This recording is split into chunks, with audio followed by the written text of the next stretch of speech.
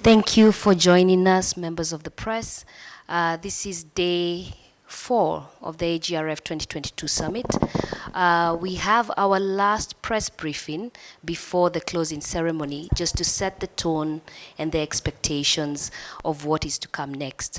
I'm joined by the Permanent Secretary of Agriculture, Mr. Jean-Claude Buzamana, and then with Jennifer Byrne, Acting Managing Director of the AGRF, and Miss Fiona Napier, African Nature Lead, UN FCC Climate Champions Team. Welcome to the panel. PS, I'll start with you. It's been 4 days of a large summit, over 6,000 people online and in person. Tell us more about the experience for Rwanda in the summit. What has taken place? What do you hope to see next? Thank you. First of all, I would like to take this opportunity to thank all that have managed to attend the AGRF. You know that we are coming from, we are recovering from the COVID-19, and this was one of the first in-person big meetings where we are gathering together without masks. And this is a good, a good move, as we are witnessing the fruit of the efforts we have put together to tackle and to control the pandemic. This is one. Second, this AGRF came at a critical moment where we are suffering the consequences and the effects of the conflicts going on between Russia and Ukraine. And you know that our food systems are facing serious issues of market distortions and supply constraints. And this was a big opportunity to meet and to discuss about how Africa can face and can tackle and can cope with those challenges. So now, what we took from this AGRF is, first of all, that we got a very high and a very good turn-up, where we received more than 2,000 people in person, and more than 4,000 were following us online. This is a very good and encouraging fact. Second is that we had all categories of invitees attended, and especially attended in person, like heads of states, the former heads of states. As you know, we received more than 10 heads of states and former heads of states.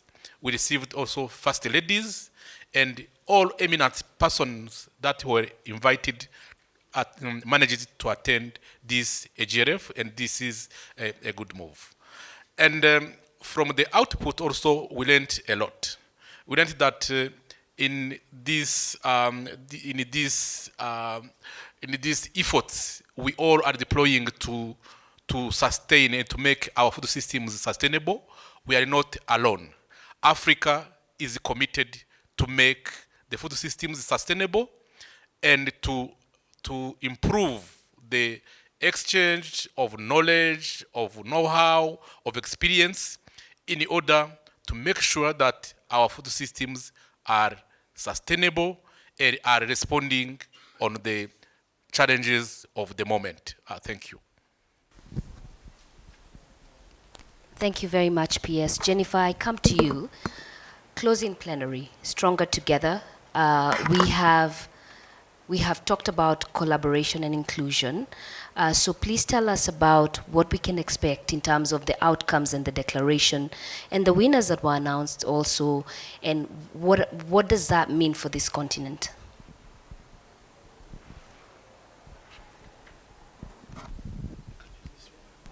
It's working, thank you.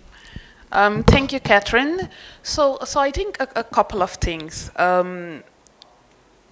The theme of this AGRF was all bold actions, right? It was grow, nourish, and reward. bold actions for sustainable food systems. And I think in that context, we had a couple of aspirations in terms of what we wanted to see coming out of this summit. Number one, we know that we're heading into COP27, and we really want to make sure that we elevated a coordinated African voice when it came to climate action.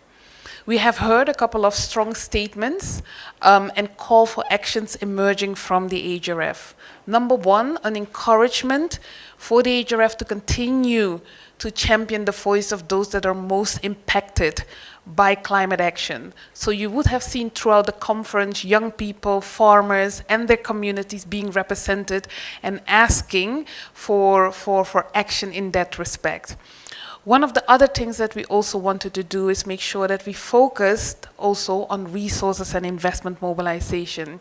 So our agribusiness deal room had over 13 governments participating and close to 400 SMEs who all engaged with a wide series of investors. We had deep dive conversations on investments, and there are a couple of calls also for action in terms of really putting policies and regulatory actions also into the heart of the access to finance dialogue. As we're speaking, there are still actors speaking about the risk-return dilemma and what it is that central banks can actually do to address that.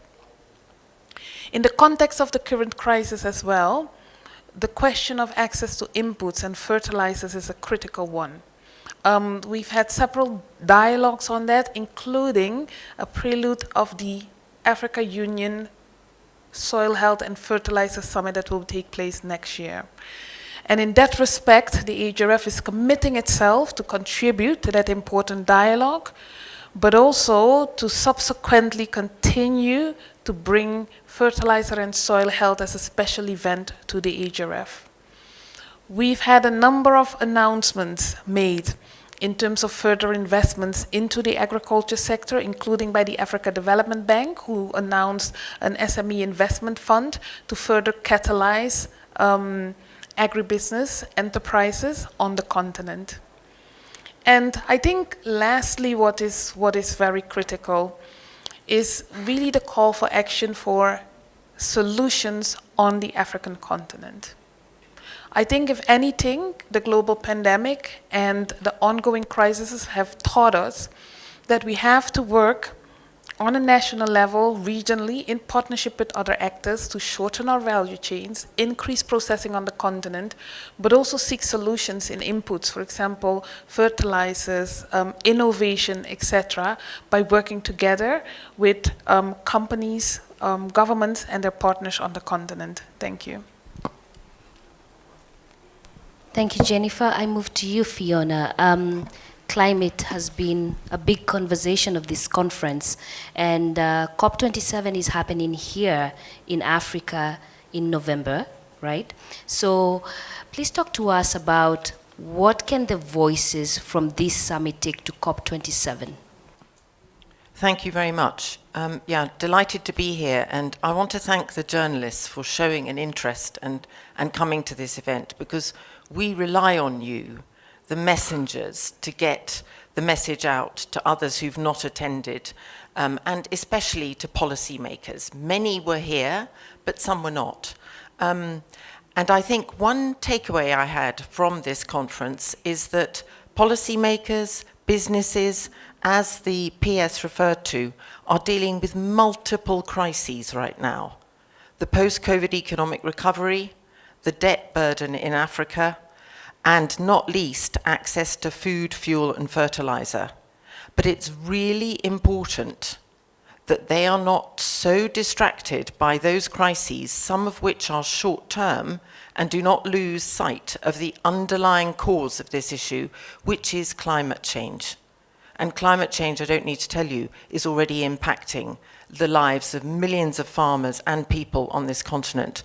As Amina Mohammed, UN Deputy Secretary General, noted at the launch of the State of Food Security and Nutrition in the World 2022 in July, world hunger has been on an alarming upward trend in recent years. As many as 828 million people may have suffered from hunger in 2021. And in Africa, it's 1 in 5 1 in 5 people, 20% of the population, was facing hunger in 2021. That's the latest African-wide data, and we know that that number is increasing with food security crises announced. So it's absolutely vital that we speak to and tackle the nexus between climate change and our food systems. Climate change is bad for our food systems, but some of the way we are managing our food systems is making the problem worse. And that's what I want to approach in this brief description.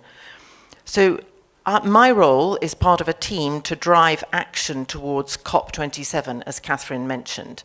COP26 in Glasgow last year, hosted by the UK government, failed to deliver a food systems approach which spoke to climate change.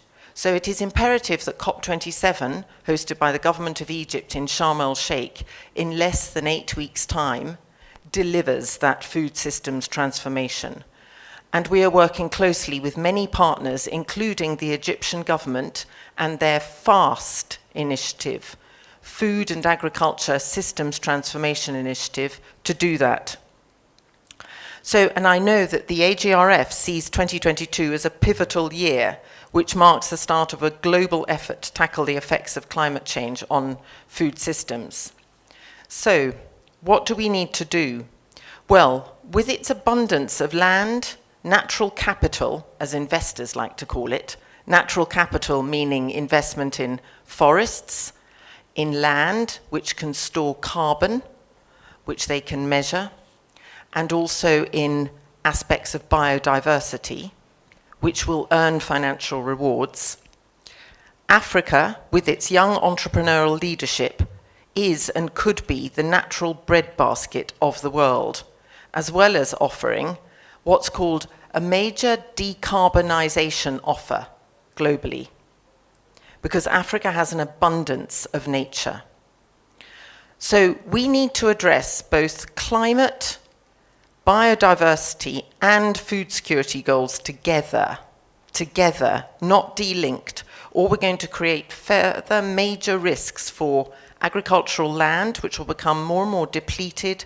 Farmers will face more and more pest challenges. We will see increasing food prices and increasing vulnerability of communities.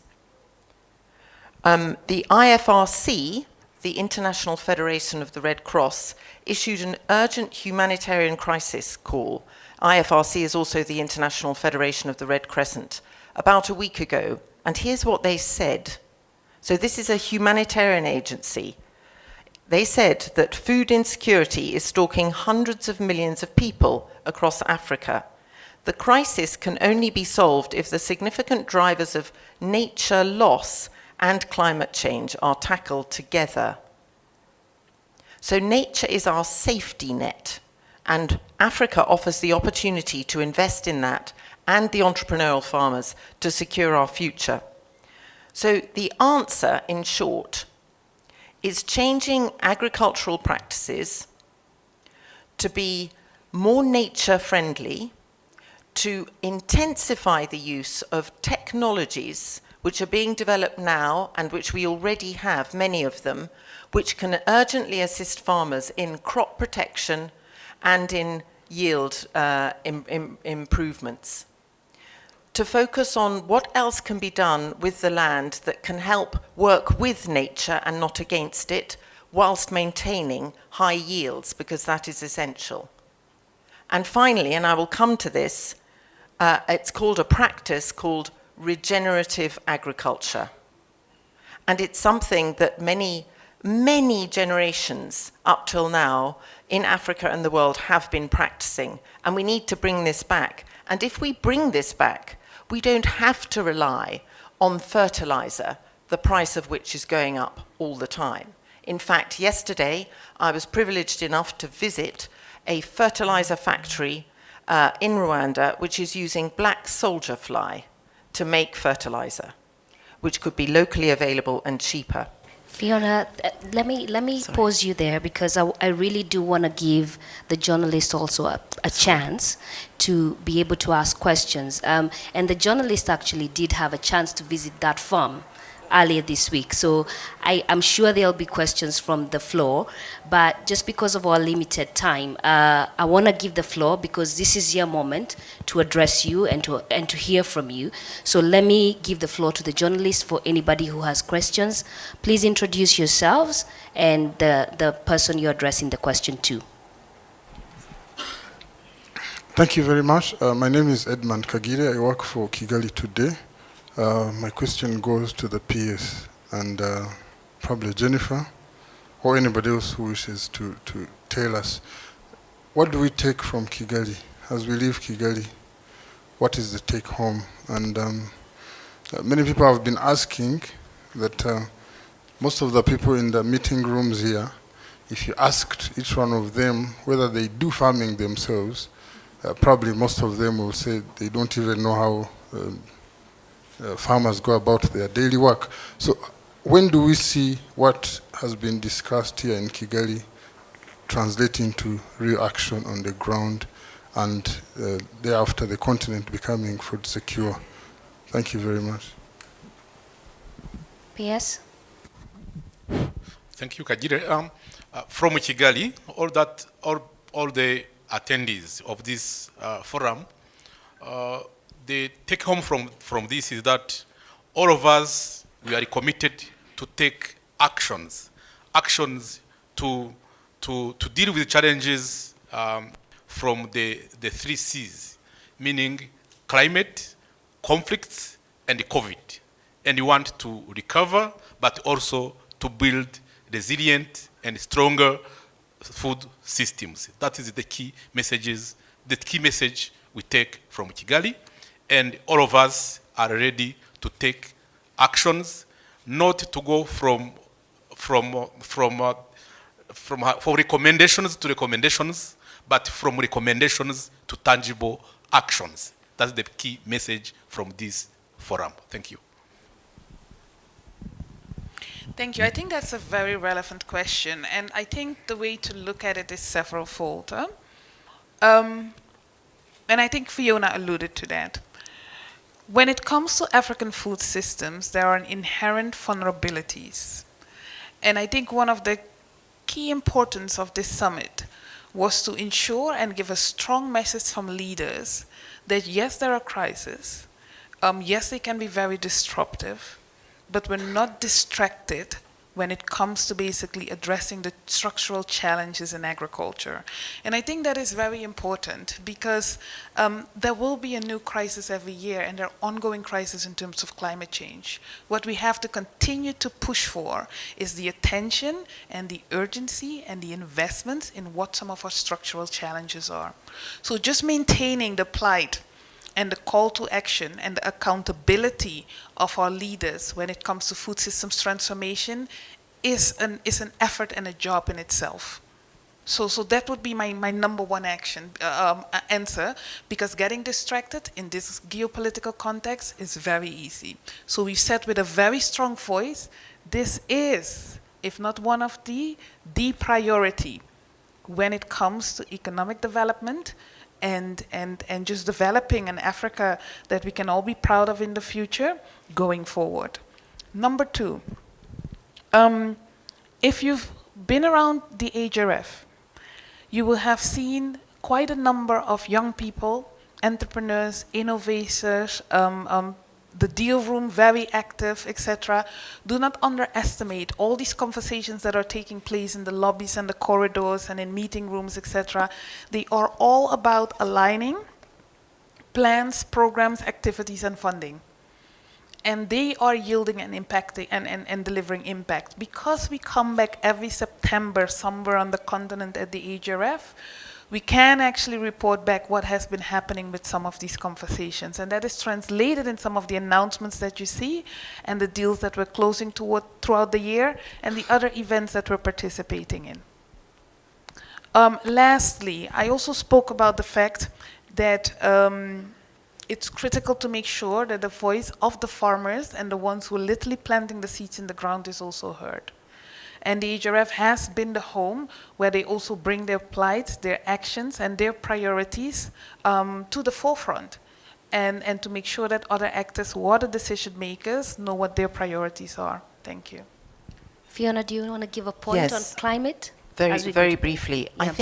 I think AGRF laid the ground for climate-related investment to come into agriculture in Africa. And I think it did it in two ways. It profiled, as Jennifer said, young African leaders who have excellent ideas. They're entrepreneurial, and there's a new generation of farmers coming up, and some of them are at this conference. And secondly, there is finance coming in the form of investors, in the form of private investment, mobilized yesterday by the launch of the Glasgow Financial Alliance for Net Zero, which has opened an Africa chapter, which is looking to harness investment into agriculture, which is looking for measures related to ecosystem, yield, and storing carbon. I can talk more about that later if people are interested. Thank you. Thank you very much. I'm Ayola Kasim from Channels Television, Lagos, Nigeria. So today, all through the week, we're talking about leaders taking the bold step towards transforming the sector.